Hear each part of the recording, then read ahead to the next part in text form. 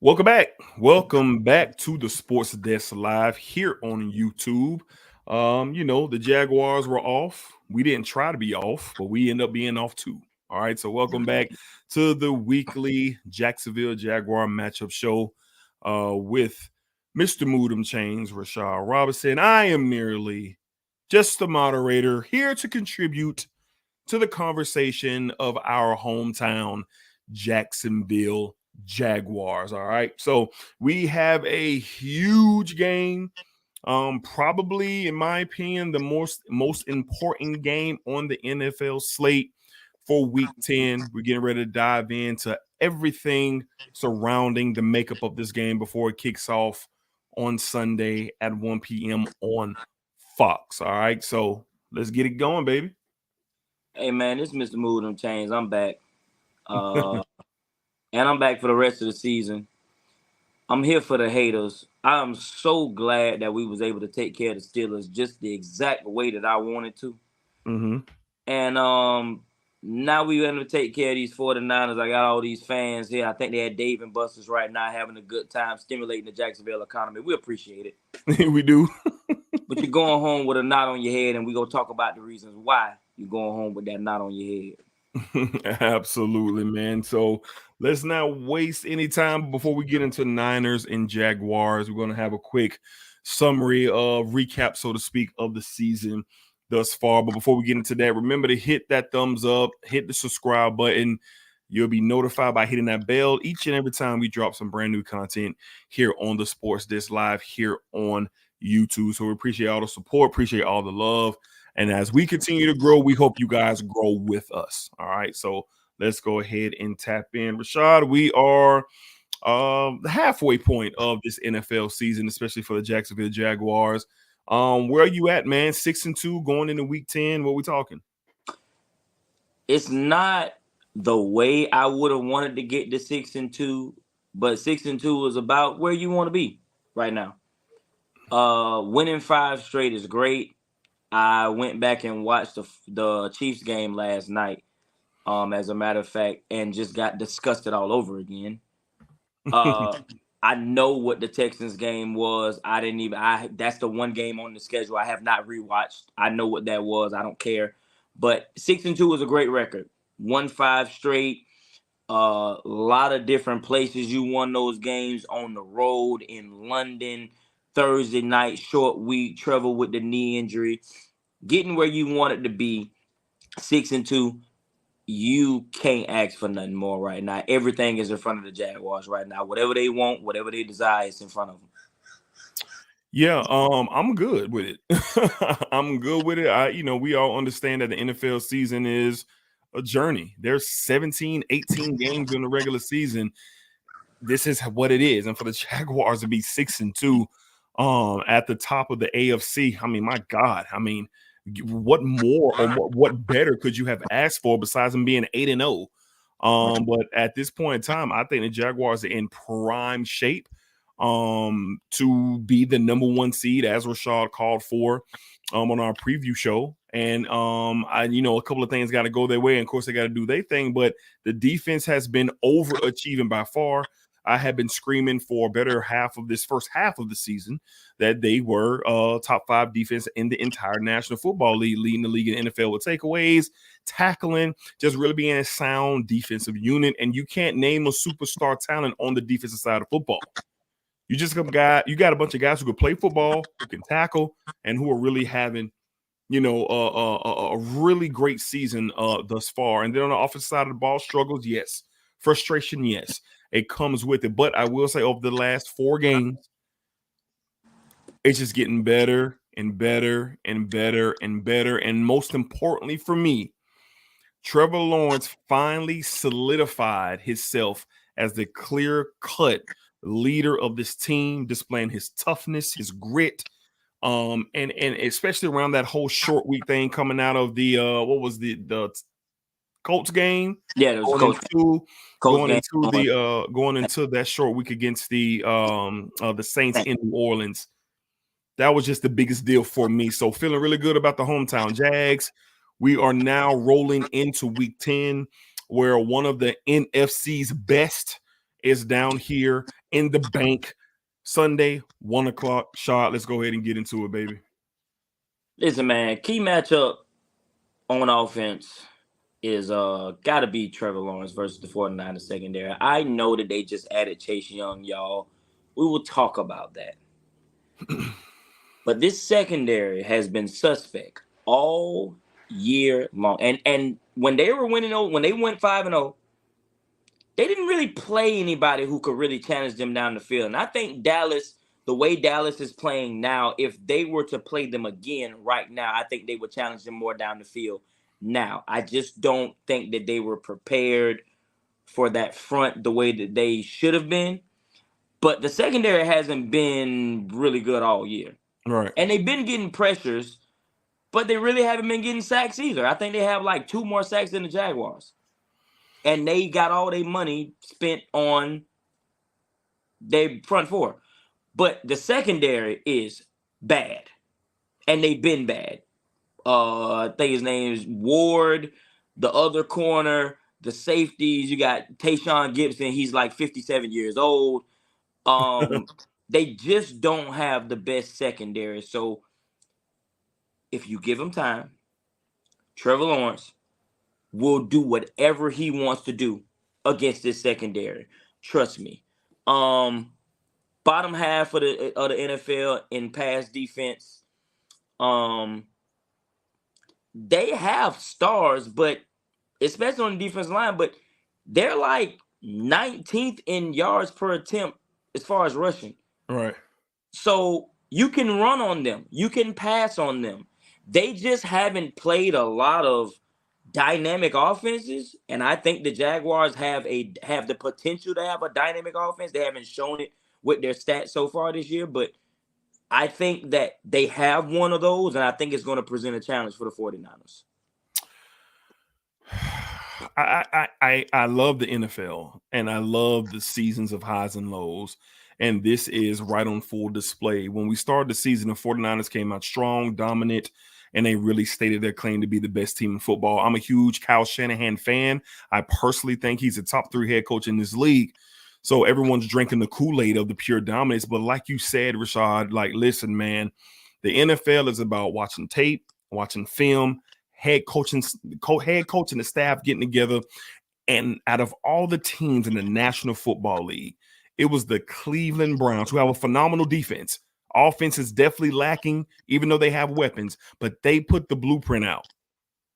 They put the blueprint out on how to get up on this defense, and every game since, teams have been following that blueprint, and I expect the Jaguars to do the same thing. Trevor Lawrence has every skill to man to really get over the top of this 49ers defense, really keep the 49ers defense blitz at bay.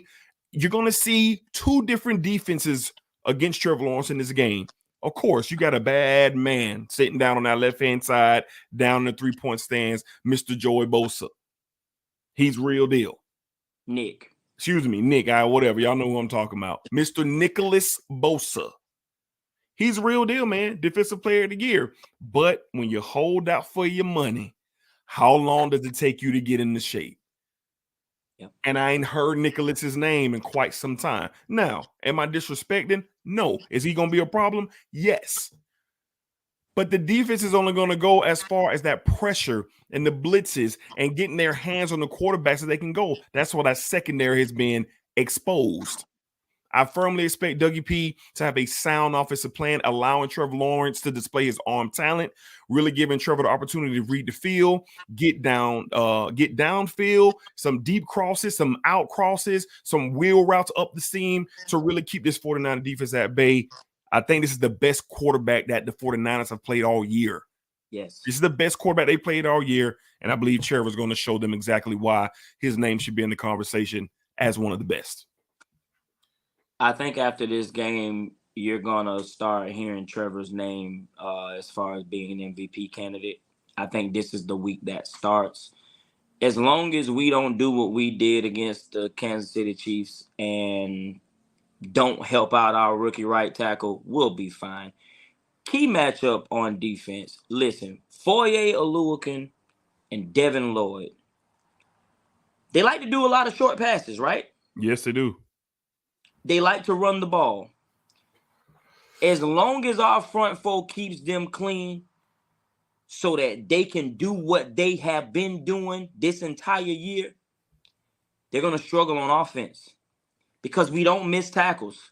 No. And as long as we continue to not miss tackles, that will kill you in this game. Right. Not tackling. If you have Christian McCaffrey for a 1 yard loss, don't make that a 7 yard gain. Mm-hmm. If you have Deebo Samuel for a 3 yard gain, don't make it 20. Yeah. Because it'll turn that way quickly. So I think the key matchup on this defense for this game in particular gotta be Foyer and Devin in sync. I'm talking about they need to be both of those. You need to hear both of those two names on every single tackle. Both of them need to be on every single tackle, making sure that you stop that man right there, because run after catch, this team will kill you. The front seven of the Jaguars, to highlight more of the key matchup on defense, is so important in this game. I'm going to say it again, and I've been saying it, and this is no disrespect to the man. I do not believe in Brock Purdy. Yeah. I've said it, and everyone before this started in Cleveland told me that I was wrong. They said that he was elite.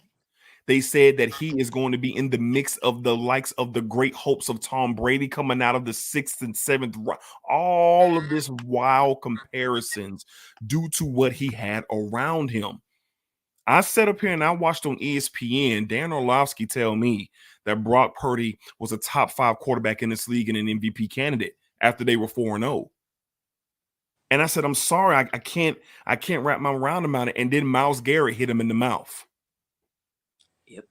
And then the Cleveland Browns defense was swarming around and got in his face and had their hands in his face.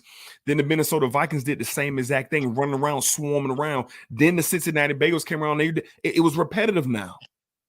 It's repetitive now what we're seeing with Mr. Brock Purdy. Can Brock play? Yeah. I ain't going to say the man can't play. I think he's going to be a really good quarterback over time. But he ain't him. He's not him. Deebo coming back? Check. Will Trent Williams be on the way back? Maybe. Will the pieces start to come back to form that cozy environment for Brock Purdy? They'll be back eventually. But guess what? The tape is out now. Get in his face, get him comfortable. He pat. And now you can contain him, and you can contain that 49ers offense. The Jaguars will get turnovers. The Jaguars will tackle. When it's 3rd and 3, it's going to stay 4th and 3. Yep. That's what you have to do. Can Deebo break it open? Yes. Can Kittle break it open? Yes. Can Christian McCaffrey break it open? Yes. But can Brock Purdy keep his poise? Can Brock Purdy keep a balanced approach and get these guys the ball even when the Jacksonville Jaguars make it difficult? I'm going to say no. I'm just going to say no. Yeah, I think definitely making Brock Purdy beat you is one of those things that you have to do for this game. I just think that they're not going to be able to run the ball. I just haven't seen anybody be able to run the ball on Jacksonville, and I know that Christian McCaffrey is the best running back in the league. I don't see him being able to run the ball either. By the way, he's not going to play. Who's that? Trent Williams is not playing, and their starting left guard isn't playing either. So that whole left side of that field is not going to play. Okay. So now you're looking at something that's even more difficult for Brock Purdy because they want to run the ball, and if they can't run the ball, 41 been doing his thing over there. He definitely has. 41 been doing his thing, and this is going to be a Josh Allen game. Trust me, Josh Allen is going to be one of those players that gets mentioned in this game. Yeah. And gets mentioned with the upper echelon of defensive players in this league, as he should be this year, because he's been one of the best defensive players in the league this year. All right. Definitely. So, overall feel for the game, listen. People want to talk about the Jaguars offense. I've talked about how bad the Jaguars offense is. The Jaguars have been bad situationally. In yards, they're not bad. They're like 10th in yards. But in the red zone, they're 25th. And in third down efficiency, they're 26th. That's the only thing that's holding this team back from scoring 30 a game. That's it. They're going up and down the field on everybody that they play. But for some reason, when they get in the red zone, they get these critical situations, it's not been good. It was like that in the first half of last year also. Then Doug went in after the bye. He evaluated everything, and you've seen a totally different defense, a totally different offense. I can tell you right now that's what's going to happen. I can tell you right now that's what's going to happen. I feel like the Jaguars are a better football team than the 49ers right now. From top to bottom. You can give me all the stars you want to give me. The Jaguars are playing better football than the 49ers right now. We've won 5 straight. They've lost 3 straight. You can give me all the semantics about how that has happened. Those are the numbers. 5 straight. They've lost 3 straight. They're reeling. We're on a streak.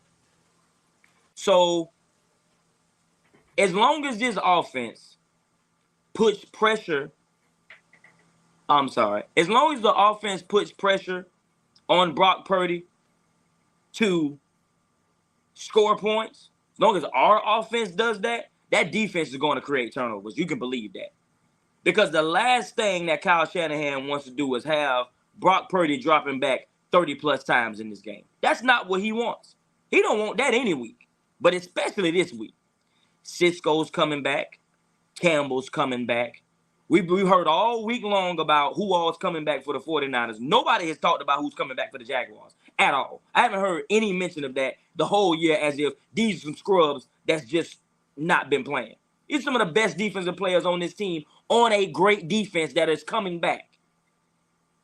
So to me, that's going to be the difference in this game. Our offense putting pressure on their offense and letting our defense feast.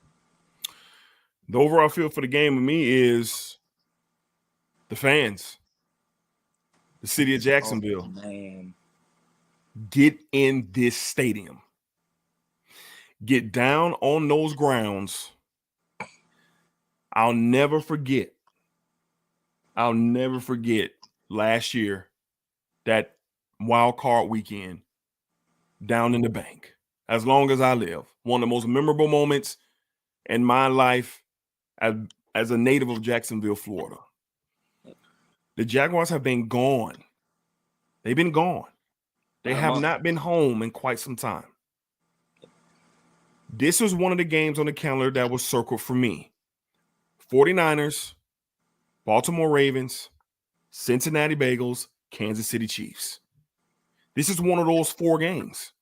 And the last time a Super Bowl contender was down here, we sucked on the field and in the stands. Yep. Tomorrow will be beautiful, Jacksonville. If you're watching this tonight before this game kicks off on Sunday, because I know the window is short, get up and get to the bank. Yeah. The Seattle Seahawks came down here when they were riding high. L. New England Patriots came down here when they were riding high. L. My Dallas Cowboys, when they came down here last year, riding high. L. The Los Angeles Chargers came down here. L. When you come down here, it's going to be a problem. And we're going to see that tomorrow. So my overall feel for the game is the fans. Get in the stadium, get down to the grounds downtown, and let's let all these 49er fans who travel all the way from San Francisco. I've been seeing flags on the highway all week long. They are here. Mm-hmm. And I remember 3 years ago when they were here, they took over Dave & Buster's and everything else around this city. They took it over. And then they came in here and they kicked the Jaguars in the mouth. Well, let's return the favor, Jacksonville. Let's let them know it ain't sweet down here no more. T-Law, Dougie P, the defense, the city of Jacksonville. That's my overall feel for the game. Listen, game predictions, y'all go think I'm crazy. Ain't nobody gonna think you crazy. This is my platform, and I'm telling you right now, the Jaguars are going to win this game 37-23. Ooh. That's how bad we go beat this team. Because Brock Purdy is not going to come down here and do anything with the Jaguars. If I am Doug Peterson, I'm going to win the toss, and I'm going to get the ball. And I'm going to go on me a 7-minute touchdown drive, and from that point on, it's on. Like you say, D, you want to talk about a crowd getting into a game? That's what that's going to be. Chase Young was added to this defensive line. Whoop-de-doo. They still can't stop the run. And as long as we can just contain that, you can game plan around a great pass rush. You can. If your quarterback, and, oh, by the way, my quarterback's not a statue. So you get rushing up the field if you want to, trying to sack him, and he go get 20 real quick. Yep. So when that happens 2 or 3 times, that's going to make Chase Young and Nick Bosa look a little bit before they rush my passer. 37-23.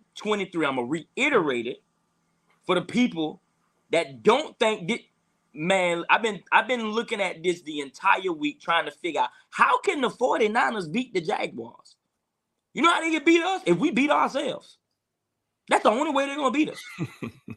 If we beat us, if Trevor throw 4 picks, if ETN putting the ball on the ground, that's the only way they'll beat us, is they just turn us over 5 times. But other than that, they cannot beat this team. They don't play the brand of ball to beat the Jaguars because the Jaguars are way too balanced. They're way too talented. This is the second best offense that they've played all year. Because right now, the Bengals are clicking on all cylinders. But this right here is going to be the second best. This right here is going to be the second best offense that they played all year. I wanted to correct that as well when I thought about them playing Burrow. So I said that Trevor was the best quarterback they played, but they just got finished with Burrow. They just got finished with Burrow, and you see what Burrow did to him. That's what I'm saying. I totally forgot to mention them. Yeah. You see what Burrow did to him, and Trevor's go do the same exact thing. They was disrespecting Trevor on Twitter on his week off. That man was in the Bahamas somewhere with his wife, and they disrespecting this man. You don't think he's seen that? Oh, he's seen it. So this is going to be his MVP campaign, 37-23 Jaguars. Well, I have it a little bit closer. Mm-hmm. I have it a little bit closer. I'm a huge Kyle Shanahan fan. And Kyle is one of the best one of the best coaches in the league. And he will be ultra prepared. Him and Doug Peterson have a history. Him and Doug Peterson have had some really, really good battles over the years. And I think this is going to be another one.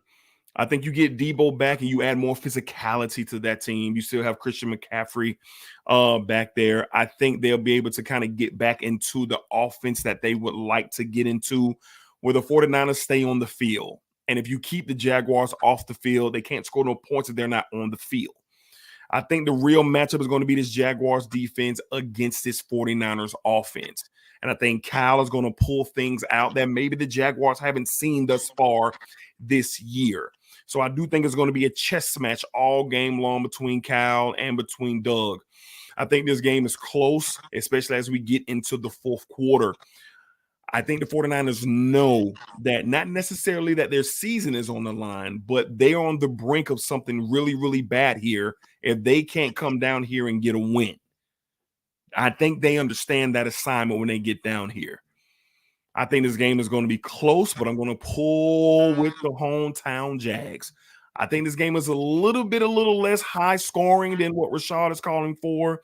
I got the Jags winning this game 24-21. I just think it's going to turn into a really physical matchup. The Niners are nasty. They're probably the toughest team that the Jaguars have played thus far. If you go back and look, they will get penalty flags thrown. They don't care. They will hit you late. They don't care.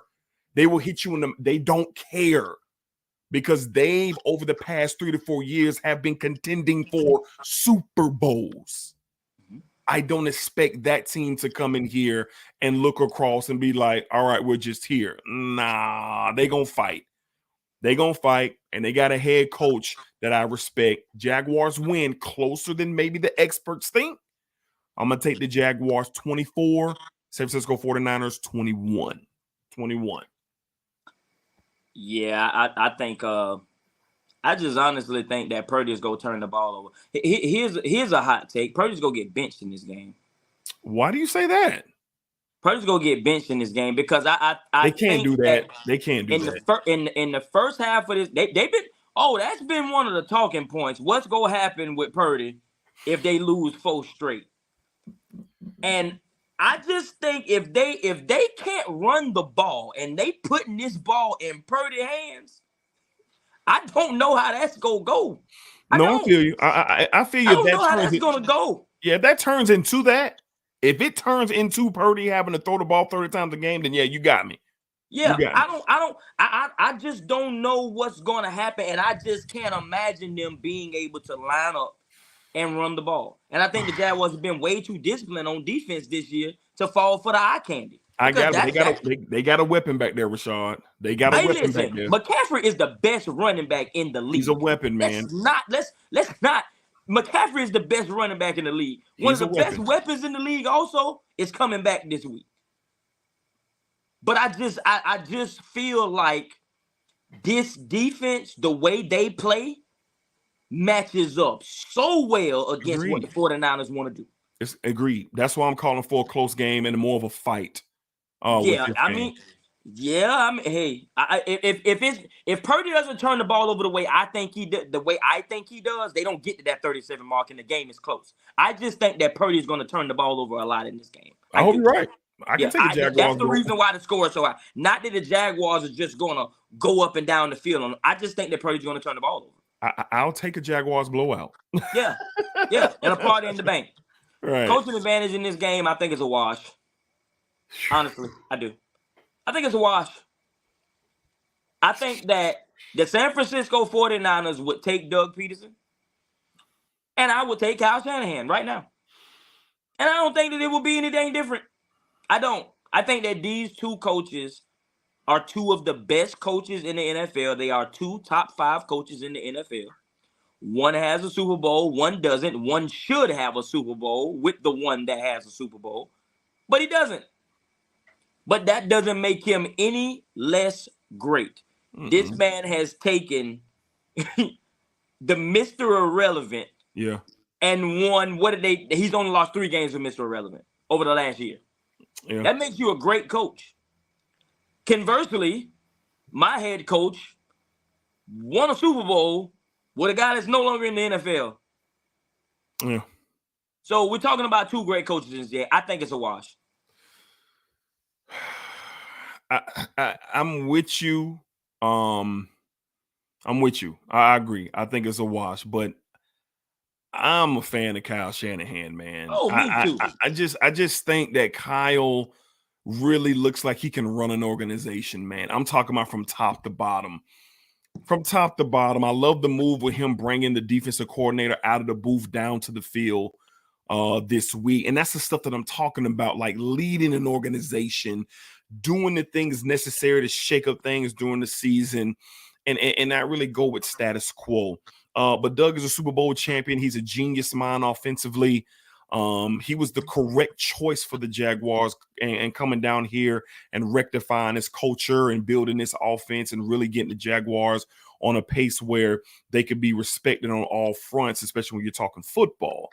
So I'm going to agree with you that it's a wash, but if I had to be honest, I am going to be honest. If I'm going to be honest, I'm going to give Kyle Shanahan the small nudge over Dougie P in this game, because what he can do motivational wise, along with his offensive genius, like that's on both sides of the ball. I don't know how much Doug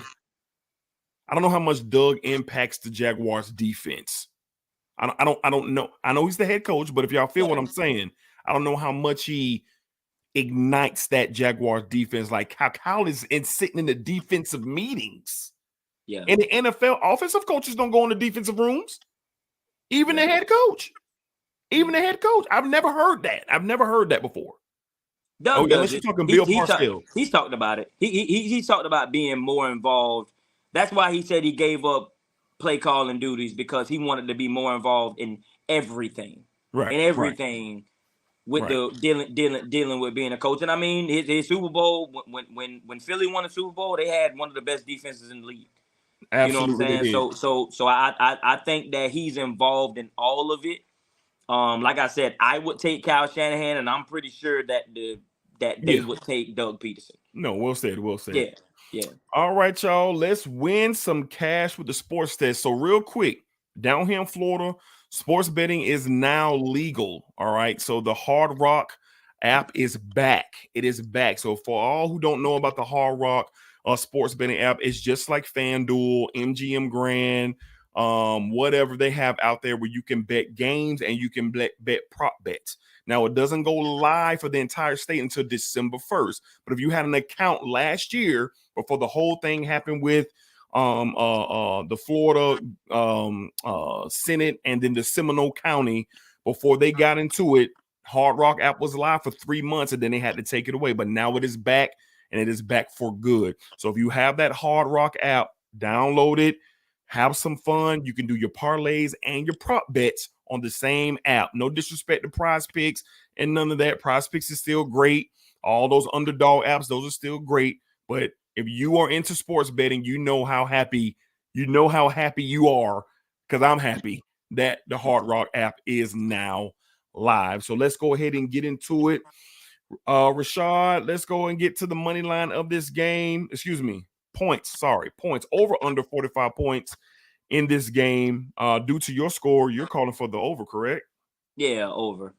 And I've been wrong on every single one of these this year, so don't listen to me. I don't know what, and I shouldn't have been. I shouldn't have been wrong on any of these this year, because every time I call for the over, the Jaguars do something stupid in the red zone. But continue. Well, with my spread, I have the Jaguars winning 24-21. So we have a 45 washout on mine. All right. So stay away from the points. That's what I'm saying. You can have a 45 washout and your bet could gray out with my score, but it's calling for 45 point over under. Rashad say take the over. I am saying stay away from it. All right. Point spread, it's disrespectful in my opinion. The Jaguars are the home team, but they are a 3-point underdog. It's crazy. Rashad, we're both picking the Jags to win. Take the Jags +3 for sure, correct? Come on, man. Vegas. That's crazy, right? Vegas, I can tell you right now, Vegas won't do this anymore. They won't do this anymore. They've been favoring the Jaguars in all of these games, the last 4 games. And now they come home and you do this, man, with 3.5. It's 3.5, right? 3 flat. 3 flat. It's 3 now. It was 3.5. It's 3 flat according to MGM Grand. So basically you think that the 49ers losing 3 straight, coming across to the East Coast, are basically 7 points better than the Jaguars. Totally disrespectful. It's crazy. Stop it. Please stop it. Yeah, Jaguars. It's been disrespect. It's been disrespect the whole week. I've watched all the programs. It's been disrespect, and I think the Jaguars will go feed off that disrespect. Yeah, Jaguars +3. It's easy. It's easy. Jags +3. And play the money line with the Jaguars. Don't worry about the 3 points. Correct. So money line for sure. You got +145 for the Jaguars underdog against the 175 favorite of the San Francisco 49ers.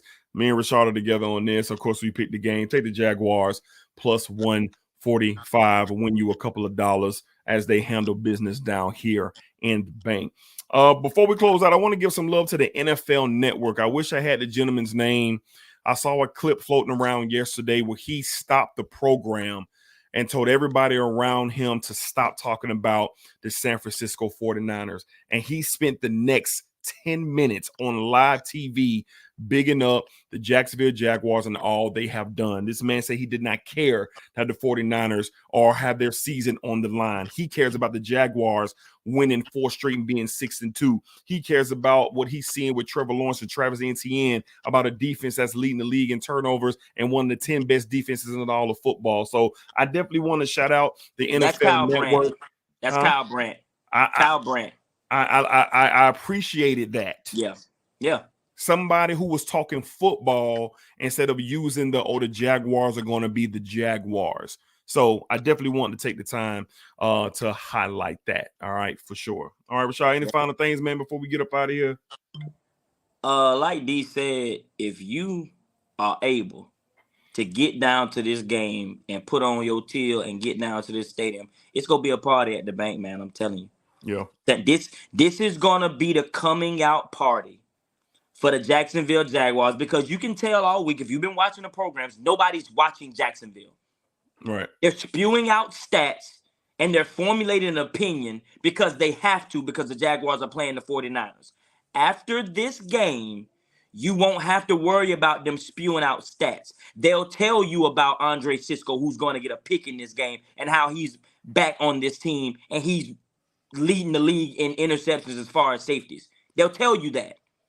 They'll tell you about Campbell coming back in this game and doing his thing and shutting down IU. They'll tell you about those things because they'll have to pay attention to the Jaguars. Because once you've won 6 straight, I have to pay attention to you now. I can't just spew out stats. And you can tell that they're not watching this team.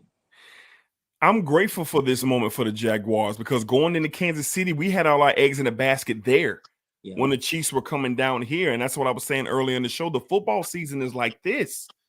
It just is. It's a journey, man, until you get to your final destination. And this is perfect. You got another 1:00 kick with a Super Bowl contender. But then now the shoe is on the other foot. Now the Jaguars are in prime position to continue a winning streak, and the 49ers are trying to get back on track. But like Rashad said, when the Jaguars win this football game, now the entire country is going to be watching the Jaguars and 49ers at 1 p.m. on Sunday. Yep. I'm talking about the entire country. Yep. Everybody. But when we get to 4:00 tomorrow, Sunday, when we get to the next day after this game, we get to the afternoon after this game is over and the Jacksonville Jaguars are 7-2, then all of the talk is going to cause you to turn on your TV and your opening segments of Sports Center and First Take and Undisputed and Get Up, the Colin Cowherd Show, Good Morning America, whatever the hell you watch on TV to get your sports. Mm-hmm. One of those opening segments is going to have the Jacksonville Jaguars in it. And I'm looking forward to that for sure. All right, man. So this is going to wrap up another week, man, of the weekly matchup show with I always talk so fast. Another episode of the weekly Jacksonville Jaguars matchup show with Mr. Move Them Chains, Rashad Robinson, and a mere moderator here to contribute to the conversation, Dedrick L. Hicks Jr. Remember, hit us down in the comments. Hit us on our email. We have all our information in the description. We thank you guys so much for watching, supporting, hitting the thumbs up. Everything y'all do for us, we greatly appreciate it. And we'll see you guys next week when we cover the Week 11 matchup. And, of course, to end the show, baby, Duval. Yes, sir. Y'all be cool. All right.